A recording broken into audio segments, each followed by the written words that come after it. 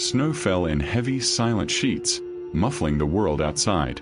The Airbnb looked like a postcard, a cozy cabin tucked between bare pines, icicles hanging from the roof like frozen teeth. Ethan stepped onto the wooden porch, the planks groaning under his weight. He fumbled with the keys, the cold biting through his gloves. Inside, the air smelled faintly of pine and something else, metallic like old blood. The fireplace was unlit, the room dim in the glow of Christmas lights that blinked unevenly. A record player in the corner spun silently, the needle skipping on a scratched disc. He shrugged, telling himself it was just an old machine, temperamental with age. Then he heard it, a soft, deliberate creak from the attic above. Ethan froze. Only he was supposed to be here. Hello. His voice sounded small, swallowed by the vast silent house. No answer. Just the faint whisper of snow tapping against the window. A sudden draft slammed the front door shut, rattling the panes. Ethan's stomach twisted. Something in the corner of the room caught his eye, a music box out of place, its lid slowly turning as though unseen fingers were winding it. The melody was faint, tinny, and wrong. From upstairs, a voice, a child's. Soft, distant, calling his name. Ethan. He swallowed, heart hammering. There shouldn't be anyone here. There couldn't be. And yet, the attic door above him creaked again, opening just a sliver. Ethan took a cautious step back from the attic door, his breath forming tiny clouds in the dim light of the cabin. Every instinct screamed at him to leave, to run back into the storm and forget this place existed. But some stubborn curiosity, or perhaps foolish bravery, kept him rooted in place. The Airbnb was supposed to be a festive escape, a warm haven from the lonely apartment he'd left behind in the city. The online listing promised twinkling lights, a roaring fireplace, and a cozy bedroom decorated with cheerful holiday trimmings. So far, the reality was off. Too quiet. Too still. The decorations were immaculate, almost sterile, like a store display. The garland on the mantelpiece had no dust, the candles looked unused, and the stockings hanging from the hearth swayed slightly though no draft should touch them. He shook his head, trying to convince himself it was nerves. The storm outside made the world feel unreal, muffling sound until the slightest creak became a thunderclap. Ethan dragged his suitcase over the wooden floorboards, each step making the cabin groan. His fingers traced the walls, noting the faded wallpaper with curling edges and the cracked frames of old family portraits. The faces stared at him with lifeless eyes, their smiles too wide, too frozen. Then he noticed it, a single chair pulled away from the dining table, as though someone had just stood. The seat was dusted with snow, footprints leading toward the kitchen. But there had been no one here, and the front door had been locked when he entered. He swallowed. Hello. His voice sounded absurdly loud. Only the low hum of the heater responded, along with the occasional pop from the fireplace. Ethan set his suitcase down and ran a hand over his face, trying to steady himself. It's just an old cabin. Just old wood settling. Nothing more. He repeated it like a mantra, though every instinct screamed otherwise. The kitchen smelled faintly of cinnamon, like someone had baked a pie recently. A plate of untouched cookies sat on the counter. But as he stepped closer, he noticed the crumbs weren't random. They spelled a word. Leave. Ethan froze, eyes darting around. The handwriting was small, almost childlike. He brushed a finger over the last letter. The wood beneath his touch was icy, biting through his gloves. The temperature in the room seemed to drop, the warmth of the cabin evaporating as a wind whispered from nowhere. A sound made him jump, a low thump from upstairs, deliberate, slow. He had only heard it once before, a footstep on the attic floor. Now it came again, closer. His heart pounded. He wanted to run, but his legs refused to obey. His gaze landed on the staircase. The wooden steps creaked as if daring him to ascend. Gritting his teeth, Ethan climbed, one careful step at a time. The air smelled of old pine and something acrid, coppery. Halfway up, he noticed a door at the landing, partially open. A faint, flickering light glowed from within, unlike the strings of Christmas bulbs downstairs. He pushed the door gently. The room was small, empty except for a single trunk in the center. Dust covered the floor, but the trunk looked polished, almost new. On top, a journal lay open, pages yellowed with age. His fingers trembled as he picked it up. The first entry was dated decades ago, scrawled in jagged handwriting. They watch. They never leave. They wait for Christmas. Ethan shivered. Reading further, he found accounts of previous guests. First mundane notes about snowfall, cozy nights, too much eggnog. But the entries grew darker, desperate. Mentions of whispers from walls, shadows that moved when no one looked, footsteps above, voices calling names, laughter in empty rooms. One line made him drop the journal. If you hear your name, do not go to them. If you go, you will not return. The attic groaned, almost acknowledging his discovery. A whisper drifted into his ear.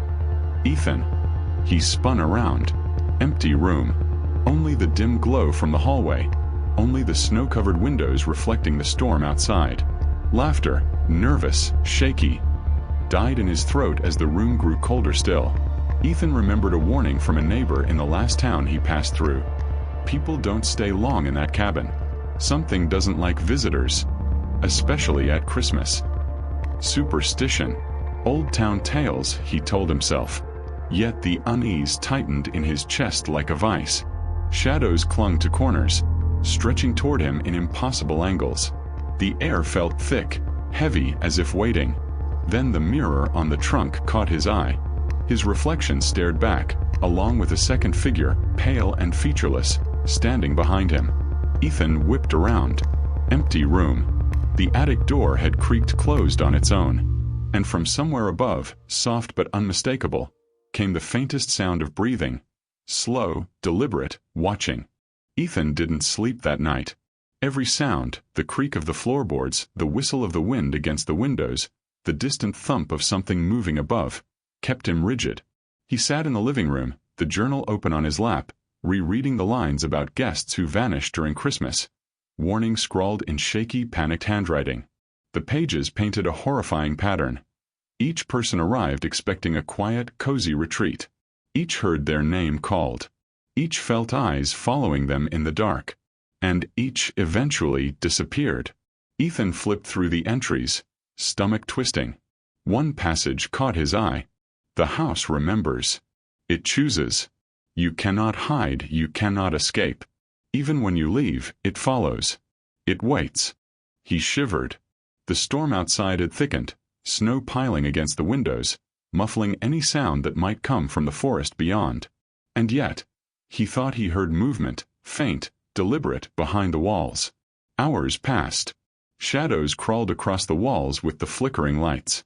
The chair he had noticed earlier now sat in the center of the room, rotated just slightly as if someone or something had moved it.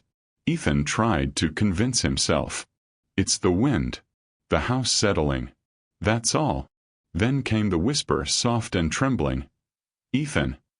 He jumped. Who's there? His voice cracked, loud in the empty cabin. No answer. He remembered the neighbor's warning, a chill climbing his spine. People don't stay long in that cabin. Something doesn't like visitors, especially at Christmas. Ethan needed proof. He needed reason. But the house refused logic. The next morning he ventured out briefly, the snow crunching under his boots. The town was nearly deserted, the few residents he saw avoiding his gaze. One elderly woman paused on the corner of the street, her face pale and lined. "You're staying in the cabin?" she asked, voice quivering. "Yes," Ethan said. "Do you know anything about it?" Her eyes widened. "Everyone knows. Everyone fears it. Guests vanish. Some swear they see shadows, voices, things that shouldn't exist. But no one listens until it's too late." Ethan pressed for details. She shook her head. "There's a journal somewhere in that house. Old, yellowed pages. It tells the truth if you dare read it. But once you start, you can't stop. And the house, it notices."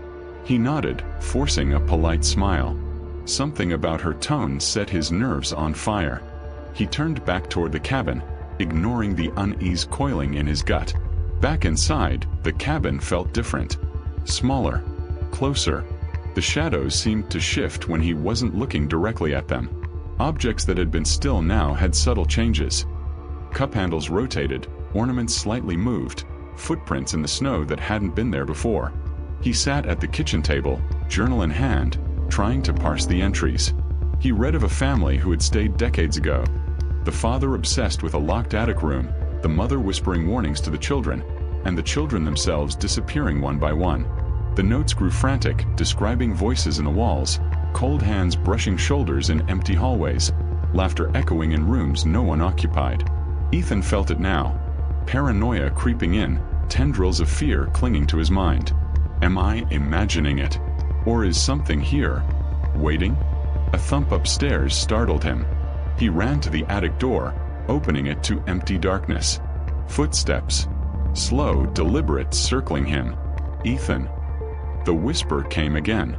He spun, but no one was there. The shadows on the walls flickered and stretched, unnatural angles making the familiar cabin alien. That night, Ethan attempted to sleep again.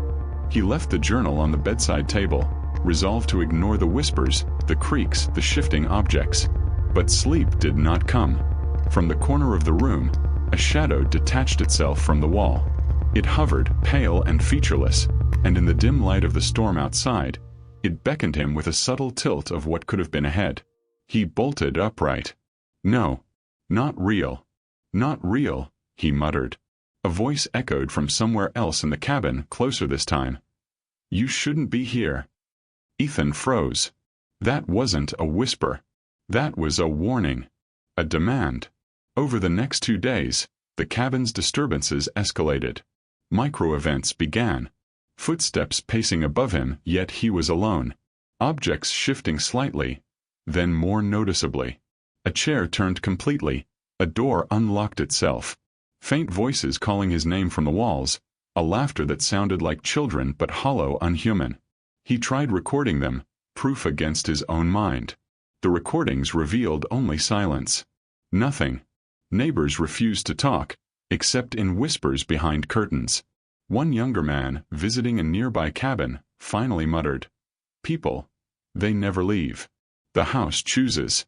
You can fight, but it waits. Always." Ethan began keeping notes. Dates, sounds, times. Patterns emerged. Every disturbance came closer to nightfall, when the snowstorm masked all outside noise. And always, a whisper called him to the attic. Flashbacks from the journal haunted him. Previous guests described climbing to the attic, drawn by unseen force, only to vanish. One had written, "I thought I could ignore it.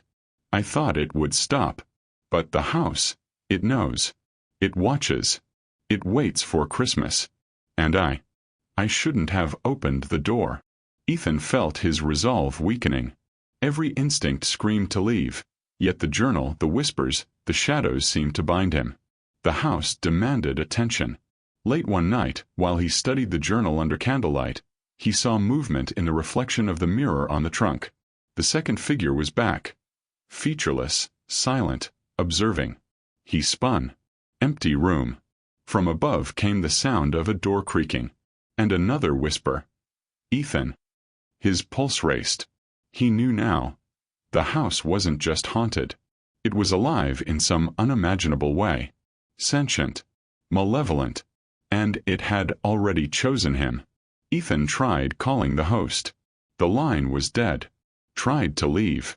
The snowstorm outside had worsened. Roads vanished under white, heavy drifts. He was trapped. Alone. Surrounded by something he could not see but that could see him.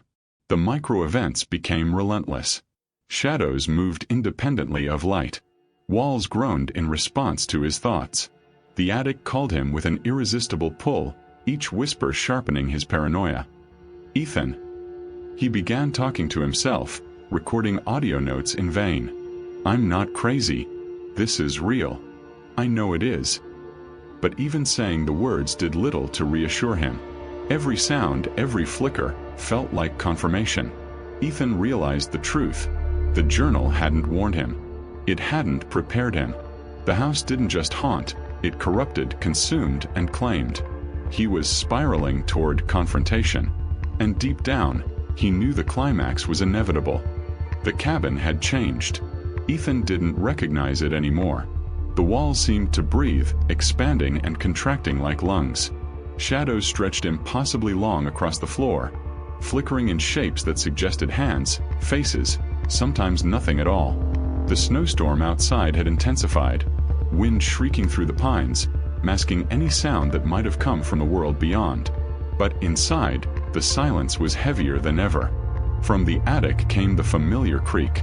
One step, then another. Then a whisper. "Ethan." He clutched the journal to his chest, the pages shaking as if in fear themselves. He knew he shouldn't go up there, but the pull was irresistible. Every instinct screamed to run, yet every nerve in his body compelled him to climb the stairs.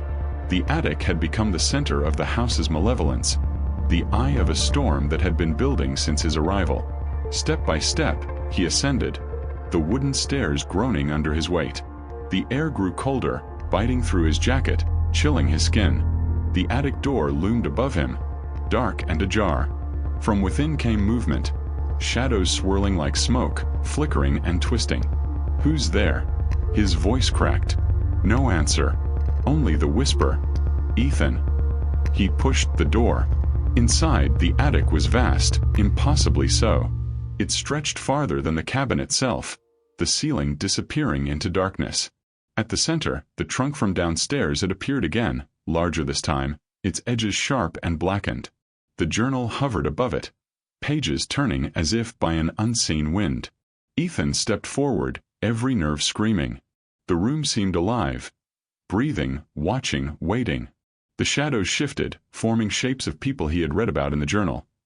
Previous guests frozen in terror, their eyes hollow, mouths open in silent screams. They reached for him, stretching impossibly long limbs, dragging toward him with unseen force. He stumbled back. "No. Stay away." From the corner, a figure emerged. Pale, faceless, its presence crushing, overwhelming. It moved closer, soundless except for a low vibration in his chest, a hum that made his teeth chatter. "You shouldn't have come," it whispered, voice like ice against his ears. I didn't know." Ethan stammered, terror clawing at his mind. "I didn't know anyone, any of this." The figure tilted its head, observing, patient, inevitable. Shadows crawled along the floor, up the walls, wrapping around Ethan like chains. Objects flew from shelves and tables, suspended in midair, spinning slowly, then crashing to the floor in chaotic symphony. The cabin's very bones seemed to groan in pain, doors slamming, windows rattling, snow lashing against the glass as if furious at his intrusion. From above, another whisper. "Ethan, come." He looked up and saw it, a dark shape at the peak of the attic, limbs impossibly long reaching down. Its eyes, or what he thought might have been eyes, glowed faintly red. He could feel its gaze piercing his mind, unraveling him, making him question what was real. The journal fluttered violently, then fell open to a single page. "Once chosen, you cannot resist. The house claims all. Even if you run, it waits." Ethan's heart raced. Panic threatened to consume him, but he forced himself to think. There has to be a way out. There has to be. He tried the window. Locked. Impossible. The walls groaned in response, shifting, closing in. He backed toward the attic door, but it slammed shut before he could reach it. The figure floated closer, shadows twisting in its wake. "You will stay," it whispered, a command that reverberated through the room. Ethan screamed. "No, I'm leaving." And then the shadows attacked. Not like hands or claws, but like cold, tangible despair. They wrapped around his chest, constricting, pushing him to the floor. He struggled, thrashing, but every movement only seemed to empower them. The faceless figure hovered above, observing with patient inevitability. He remembered the journal's warning, the entries of those who came before. Resist, and the house would consume you. Obey, and you would vanish forever. He had no choice. From the far corner, a faint voice, a child, cried, "Ethan, don't fight." Confused, terrified, he screamed again, thrashing in panic. The shadows surged, and suddenly he felt himself lifted, weightless, spinning through darkness. The attic ceiling stretched infinitely, walls twisting like wet clay. Time bent. Seconds became hours, hours became moments, and he couldn't tell where he ended and the cabin began. Voices surrounded him now, whispers overlapping in a deafening symphony. "You are ours. You belong. Come, stay." Ethan's mind fractured. Images flashed, previous guests, faces twisted in agony, the snowstorm outside glowing red, the trees bending as if alive. A figure appeared before him. Close enough he could feel the cold radiating from its form. Faceless, yet familiar. He heard words urgent, desperate. "It's too late." And then he understood. The cabin didn't just haunt, it devoured. It fed on fear, on terror, on the will to resist. Those who entered became part of it, trapped in the folds of its reality, echoes in the walls, shadows in the corners. Ethan screamed, louder than he ever had. The shadows tightened. The faceless figure leaned closer, voice slicing through his thoughts. "Ethan, welcome home." He tried to call for help. His mouth opened, but no sound emerged. His body felt foreign, disconnected, as if he were already dissolving into the dark tendrils around him. Objects spun around him, snowflakes from the storm outside appearing inside the cabin, freezing in midair, swirling, chaotic, unnatural. The attic stretched further. Every familiar object, the trunk, the journal, the mirror, mutated, elongated, grotesque. Reflections of himself flickered in the glass, each one screaming, each one older, hollowed, broken.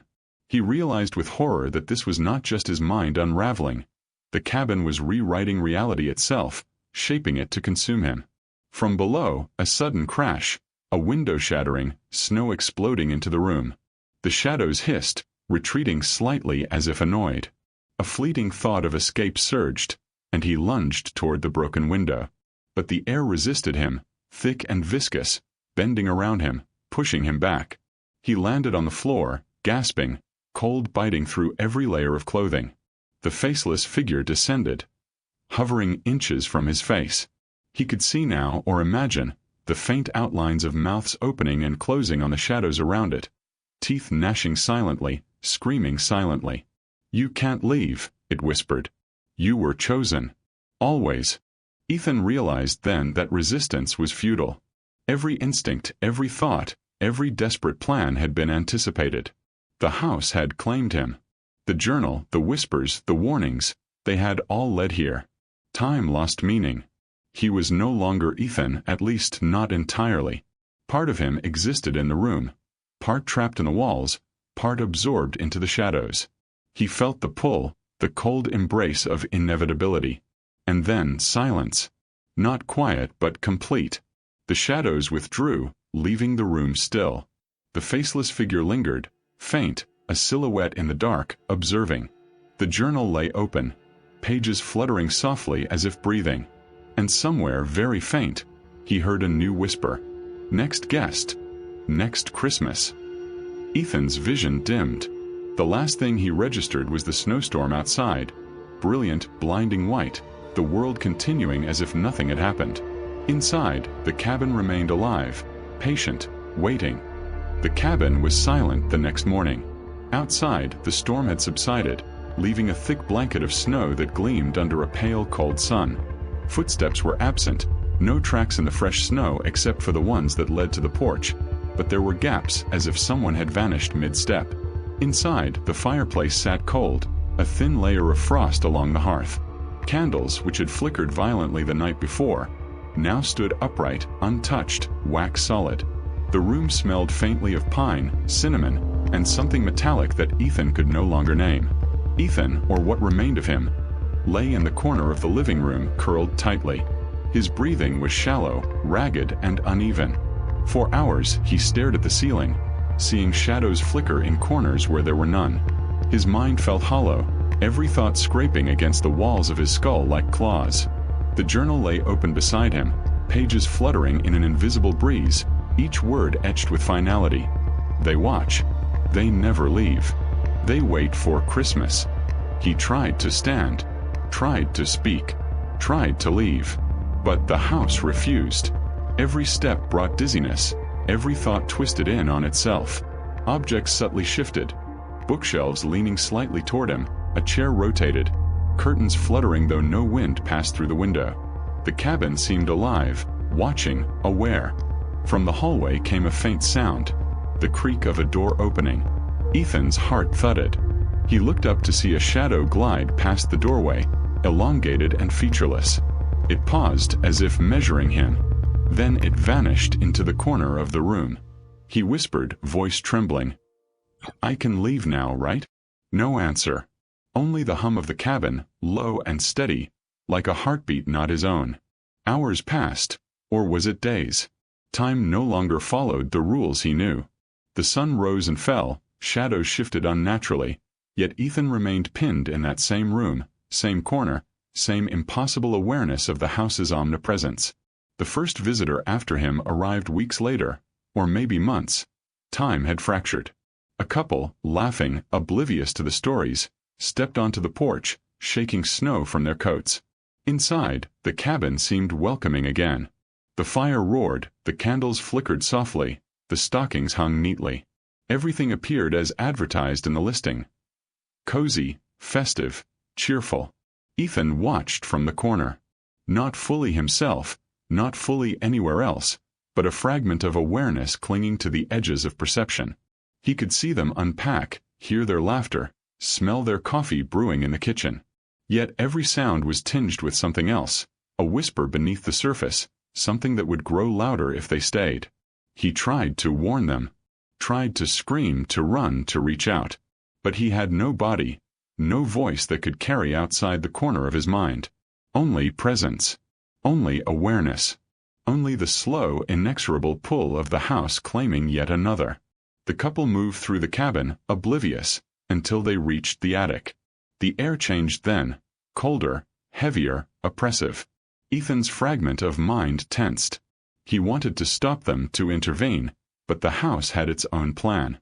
Shadows swirled subtly around the stairs, waiting, patient, invisible until it was too late.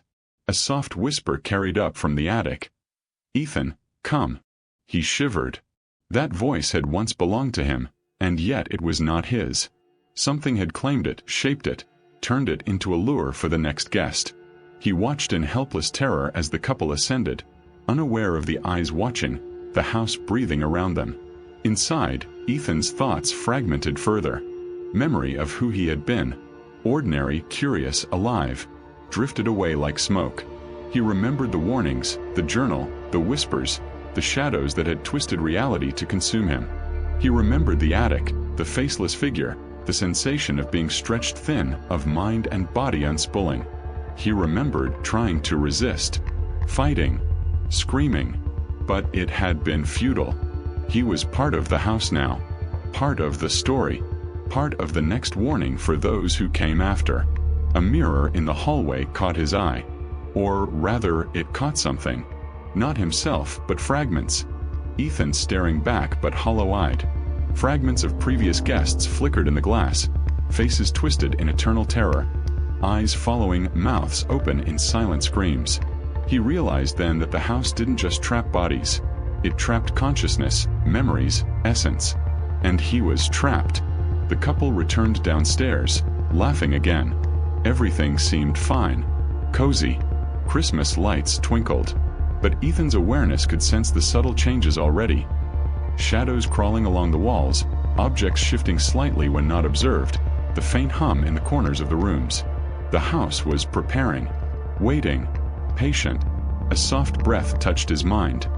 Next Christmas. Ethan knew the pattern. The cabin always waited, always claimed, always consumed. He could see the beginnings of it now. Shadows forming near the stairs, a subtle vibration in the floorboards, a faint flicker of movement in the attic window. He tried to reach the couple, to warn them, but his awareness could only stretch so far. His body, or what passed for it, was fixed in place, pinned between here and somewhere else, somewhere dark and timeless. The couple would not see him. They would not hear him. But he would always be there, silent, watching, knowing, waiting for the inevitable. By nightfall, the cabin had fully awakened again. Windows rattled with the faint wind. Shadows moved in impossible angles. The couple slept upstairs, unaware that the floorboards groaned beneath them, that the walls themselves seemed to pulse in rhythm with some ancient heartbeat. Ethan floated through the cabin, fragments of himself brushing the edges of reality. He could feel the house shaping him, reshaping him, preparing him for the next visitor. The faceless figure appeared once more in the corner of his awareness. Silent, patient, watching. A whisper reached him, faint like ice scraping against bone. "Welcome home." And in that moment, Ethan understood fully. He was gone, yet he remained. Part of the cabin, part of the story, part of the warnings etched into the walls, shadows, and journal pages. The house had claimed him completely. Outside, the snow fell softly, masking the world in quiet white. Inside, the cabin waited for the next guest. Waiting. Patient. Eternal. Weeks later, a new listing appeared online. Cozy Christmas cabin, perfect holiday getaway. Twinkling lights, festive decor, serene and private. Photos showed the cabin exactly as Ethan remembered it the first night. Welcoming, pristine, warm. The journal, invisible to human eyes, lay in the attic. Shadows lingered, waiting. And somewhere in the walls, in the corners, in the reflections, Ethan watched. A whisper lingered. Ethan, next guest. And the house waited.